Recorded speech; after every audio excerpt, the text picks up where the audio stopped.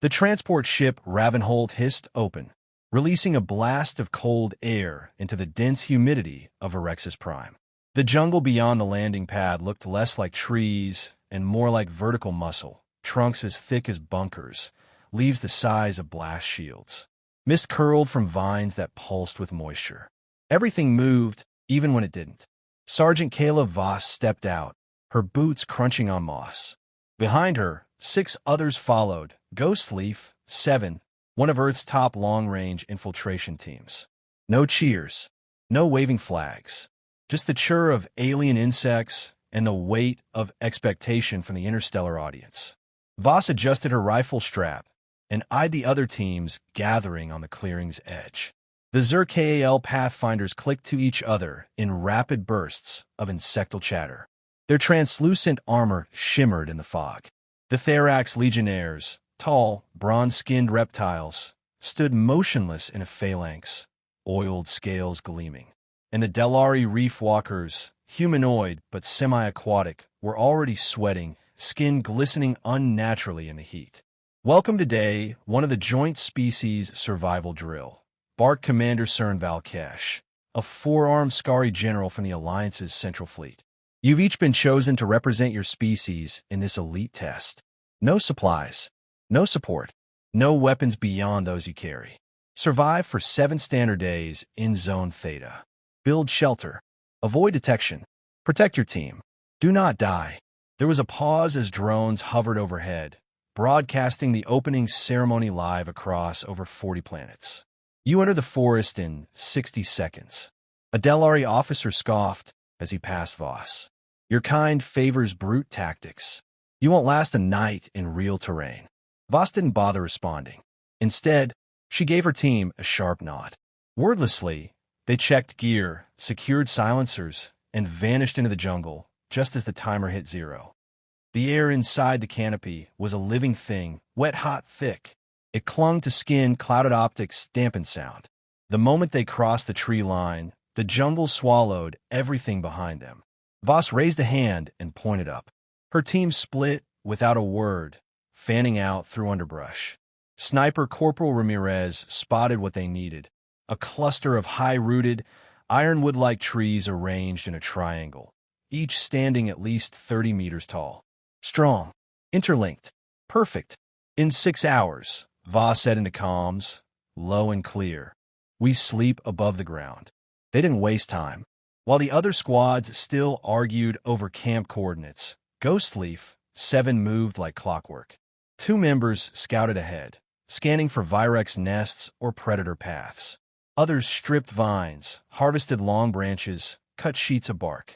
Ramirez anchored the first climbing rope. No orders had to be repeated. Everyone knew their role. Everyone moved silent, fast, invisible. By the 2-hour mark, they had a scaffold suspended 10 meters up. By hour 4, there was a platform rigged with camo netting. At hour 5, it became a multi-level perch, 1 floor for sleep rotation, 1 for overwatch, and 1 reserved for sniper nests with full 360-degree line of sight. By the 6th hour, they had filtered water, thermal shields, and passive perimeter alarms crafted from fallen chitin husks of jungle beetles. From the ground, the entire treehouse was undetectable, part of the forest. Meanwhile, chaos bloomed below.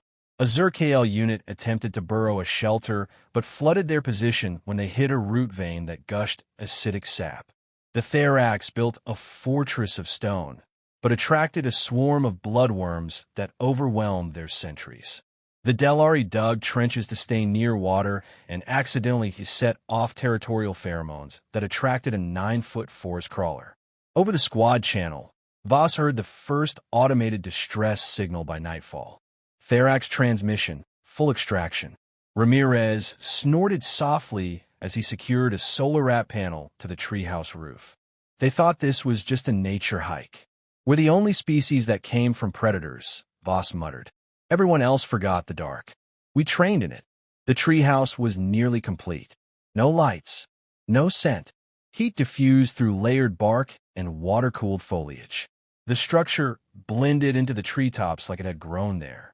They hadn't fired a single shot. They hadn't spoken louder than a whisper. and they were already the only team not leaking casualties. High above the ground, as the second night crept in, Voss sat on the sniper tier. In her scope, she watched the Delari struggle with their tarp collapsing under rain. The Therax were barely holding off a pack of Virex slings with electrified staves. The Zerkael were missing too. Ghost Leaf 7? Dry. Hidden. Watching. A voice crackled through the observation drone feed, sent privately to her neural relay. Sergeant Voss, came the Galactic Alliance commander's voice, slightly distorted by distance. We're seeing an unusually high level of coordination from your unit. Are you deploying unregistered equipment? Voss didn't look away from her scope. Negative. Only what we found. Vines bark bone in time. A pause. Understood. Carry on. As the comms cut out, Ramirez's voice broke the quiet. You think they'll figure out how far behind they are? No, Voss said calmly, watching another alien team signal for evac. But they'll know who owned the forest. And above it all, in a fortress made of the very jungle the others feared, the humans settled in. They hadn't just survived. They'd made themselves a home. They echoed through the jungle, muffled and distant, just enough to make the birds scatter. From her perch in the treehouse, Sergeant Kayla Voss didn't flinch. Through her scope, she tracked heat signatures moving wildly. One of the Zerkael units had walked straight into a Virex nesting zone. The aliens had thought themselves silent. The jungle thought otherwise. Below, thermal flares bloomed in clusters. Too hot. Too fast. Panic. One of the insectoids broke formation and ran in circles, its bioluminescent carapace lighting up like a beacon. Seconds later, it vanished into the undergrowth. Voss exhaled through her nose and muttered, "That's 3 down." Ghost Leaf 7 remained still in the canopy, rifles ready, camo perfectly blended with the tree bark. Their structure didn't sway in the wind. It moved with it. No scent, no heat spike, just shadows. While the others flailed, they watched. By midday, the alien camps were crumbling. The Delari, accustomed to ocean climates, had begun to dehydrate. Their water purifiers had failed after being overrun by jungle mold, and their body membranes were starting to peel. They built small shelters from soft vines, unaware that those vines were part of a symbiotic organism, one that drew blood when damaged. Ghost Leaf 7 intercepted a local transmission. Delari Command, requesting emergency hydration injection. We're losing internal salinity. Alliance response, negative. Survival simulation must continue. Adapt. Voss didn't smile, but she wasn't surprised either. The jungle was doing the work for them. The Therax weren't faring any better. Their brute strength meant nothing against creatures that struck from the shadows. They'd relied on muscle and noise, building a crude outpost of stone and ironwood. But noise drew predators, especially the Virex lynx. One by one, thermal feeds showed red flickers as Therax warriors were dragged into foliage, their armor torn apart like paper. Some tried to fight back, but they couldn't see their attackers, small, fast, heat-adapted hunters with 6 legs and rows of glistening teeth. From the top tier, Ramirez whispered, "Jungle's thinning the herd." Voss replied, "It's not hunting them. They just never stopped smelling like fear." Hours passed. Ghost Leaf 7 worked in silence. Every motion had purpose, filtering rainwater, cataloging movement, updating their bark map with predator paths and alien unit losses. Corporal Yin was coiling an extra tripwire when a low ping hit her ear. "Motion," she whispered, "South Ridge." Delari signature. Voss signaled the team to freeze. Through her scope, she saw him. One of the Delari command staff, shirt soaked, breathing ragged. He stumbled near the base of their tree, hands raised. "I'm unarmed," he shouted into the air. "Requesting temporary shelter. Please." A rookie would have panicked. Shot a warning round. But Voss waited. Ramirez scanned him twice. Nothing on him. Heart rate off the charts. No tailing predators. Lower the line. The Delari officer blinked in disbelief as a rope dropped beside him. With trembling fingers, he climbed. When he reached the platform, he collapsed in exhaustion. He looked around. The triple-tiered platform. The natural insulation. the filtered water, the perimeter alarms, the sniper nest, the silence. You did all this in a day? Voss handed him a canteen without looking. 6 hours. The officer stared. We tried to build a trench perimeter. It collapsed. You built for war, Ramirez muttered. We built to vanish. Later that night, a Virex drake came too close. The beast was massive, over 10 feet long, plated scales, glowing veins. It sniffed the air, low to the ground, moving in deliberate loops. Its breath steamed in the cold, eyes scanning the darkness. Voss held her breath. Her finger hovered near the detonation trigger for the scent decoy 30 meters away. The drake took another step, sniffed, turned, then bolted toward the decoy bush. There was a soft pop and a burst of warm gas laced with Delari sweat and synthetic pheromones. The drake thrashed the decoy apart, but never looked up. High above, Voss whispered into her comms, they still think predators only hunt horizontally. By morning of day 3, half the teams were gone. Zerk eliminated. Therax extracted. Delari reduced to scattered survivors. Only Ghost Leaf. 7 remained fully intact, their treehouse untouched. The Galactic Alliance Command issued a passive inquiry to Earth's military observers. Is the human team receiving outside assistance? Earth's response was short. No, just instincts. And high in the trees, Sergeant Kayla Voss checked her rifle, eyes scanning the forest for new movement. She wasn't smiling, but she was exactly where she wanted to be, surrounded by predators. Invisible to all, Sergeant Kayla Voss crouched to the edge of the sniper tier, her eye to the scope, scanning the undergrowth far below. The birds had stopped chirping. Even the bugs had gone quiet. 100 meters away, a cluster of broken vines twitched, snapped, not cut. Something big had moved through there. Ramirez, she said over the comms, barely above a breath. Confirm thermal anomaly. North quadrant, 43 degrees. He was already tracking it. Got it. Huh. Low to the ground. 2 meters tall, 6 meters long. Heavy. Voss narrowed her eyes. Drake. A Virex drake. One of the jungle's apex predators.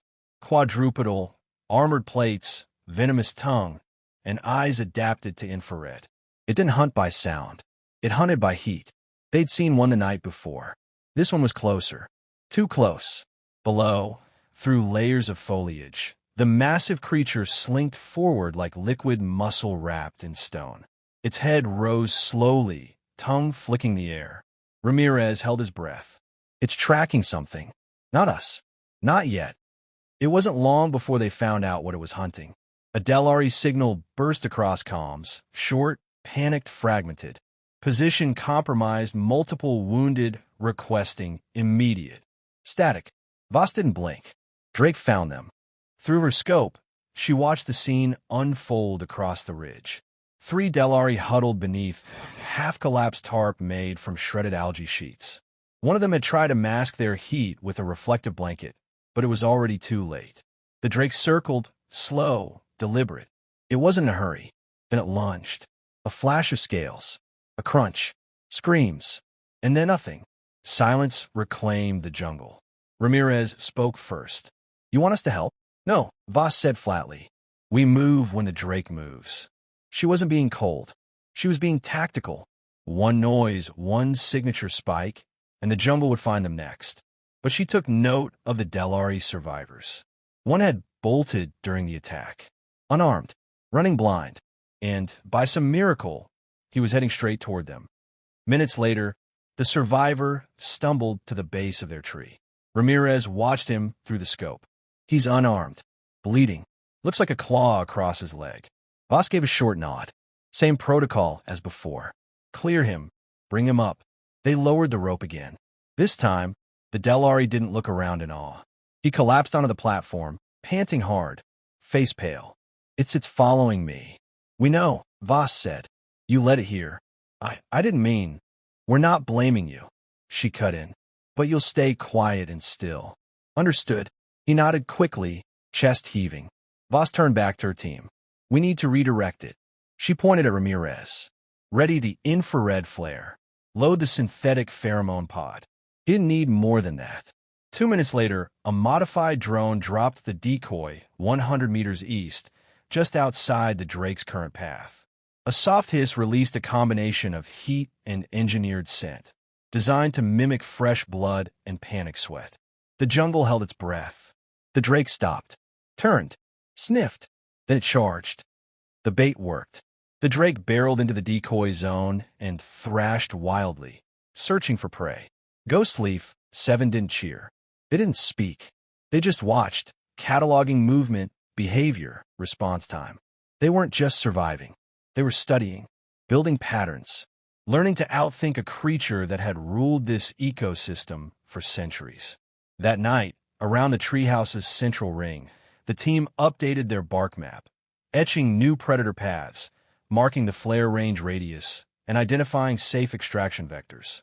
The Delari survivor sat against the trunk, watching them work in silence. Finally, he spoke. "How did you learn this?" Ramirez shrugged. "Practice.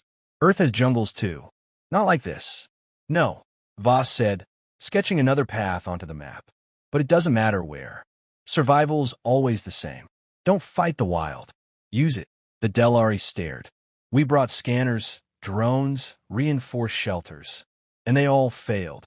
"You brought technology," Voss replied. "We brought memory. Instinct. The jungle respects those." By the 4th day, Ghostleaf, 7 controlled the battlefield. From their perch, they could see 2 kilometers in every direction. They had set up 6 decoy zones, learned the Drake's roaming patterns, and deployed passive scent traps that diverted smaller predators away from the treehouse perimeter. The jungle still breathed, still hunted, but now it moved around them. Drones sent by Alliance Command hovered occasionally, scanning for energy use, trying to catch the humans cheating. They never found anything. No electronics. No heat bursts. No movement that didn't belong. The Alliance began to whisper. How are the humans still untouched? What are they hiding up there? The answer, of course, was nothing. They weren't hiding behind tech. They'd just become part of the forest. At sunset, Voss climbed to the highest perch and looked out at the glowing horizon. A second sun dipped behind the canopy, casting red over the endless green. Through the scope, she saw a distant heat signature, another alien team, or what was left of one, stumbling through ferns. She didn't wave. She didn't call out, but she whispered to herself, just loud enough for the comms to catch it. They're still trying to survive. And above it all, Ghostleaf, 7 watched. Predators below, prey scattered, and the humans? Still ghosts in the trees. The rest had either been extracted, eliminated, or absorbed, like the few scattered survivors now sheltered quietly within the humans' treehouse nest. No one else dared wander the forest floor. The Galactic Alliance Command, observing from orbit, was in quiet disbelief. What was meant to be a joint species survival challenge had become a slow, televised humiliation. The jungle had broken every advanced unit, except the humans, who hadn't just adapted, they dominated. Inside the camouflaged perch, Sergeant Kayla Voss reviewed data on a bark map etched with claw-like precision. The latest predator movement showed the Virex drakes were retreating east. Too many failed ambushes. Too few rewards. The jungle, even its apex predators, had started giving Ghostleaf 7 space. Voss placed the map down and said, "Dismantle phase begins at 0600. Ramirez raised a brow. "Leaving early? Alliance Command will extract survivors on day 7. We're not survivors. We're done. I want this structure gone. Every vine, every trap, no trace." She wasn't being dramatic. It was doctrine. Ghost in, ghost out. 30 minutes later, the treehouse was disappearing. Each team member had a role. Bark sheets removed. Support vines cut in sequence. Debris spread and camouflaged. Scent traps collected and neutralized. Even the perimeter lines were burned and buried. By the time the sun cleared the horizon, the perch that had stood for 5 days above the jungle was gone. In its place was just a natural triangle of untouched trees, as if no one had ever been there. The Delari survivor, still limping, watched the dismantling in awe. "Why are you doing this?" "You won. You could stay and wait."